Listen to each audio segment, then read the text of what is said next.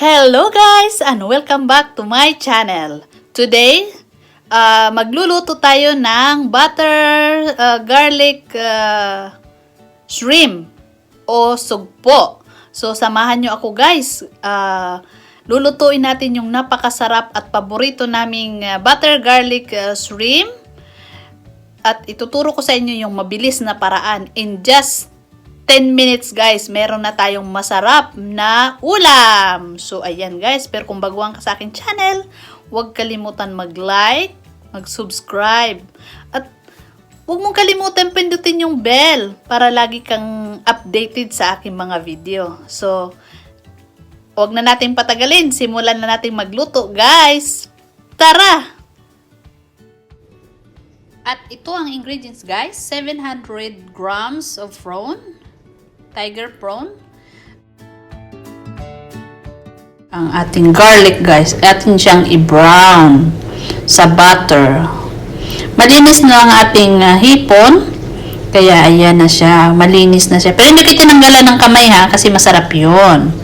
So, habang binabrown natin ang ating garlic sa butter, ilalagay natin ngayon dyan yung ating sugpo para masarap. Tinanggalan na natin yun ng matulis at saka yung kanyang mahabang bigote. So, gisa-gisahin lang guys. Ayan, ilagay natin ang ating hipon o sugpo. Tiger prawn ang aming gamit, no? Para mas malasa siya at saka hindi siya kainin. So, ayan guys. So, continue lang natin, no? Halo-haloin lang natin hanggang mag-mix silang lahat at mahaluan sila ng butter.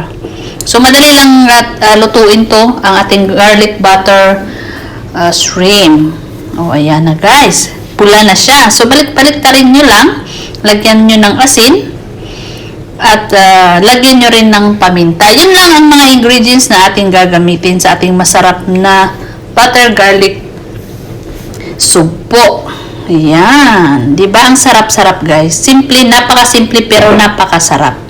So, sa ganitong pagkain guys, eat moderately lang ha, kasi ang sugpo ay parang alimango din yan. So, hindi po pwede, kung may high blood ka, hindi po maganda pag palagi kang kumakain ng ganitong klase ng ulam. Kasi hindi siya advisable sa mga high blood.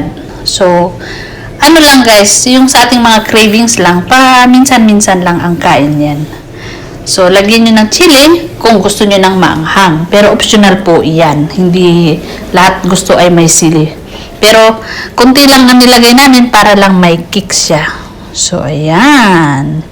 Napakasarap na ng ating ulam sa tanghalian. So, mabilis lang trabahuin guys.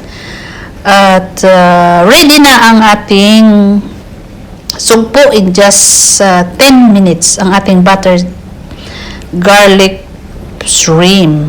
So, ayan guys. Sana nagustuhan ninyo ang aking video. Kaya huwag kalimutan mag-like, mag-subscribe sa aking channel.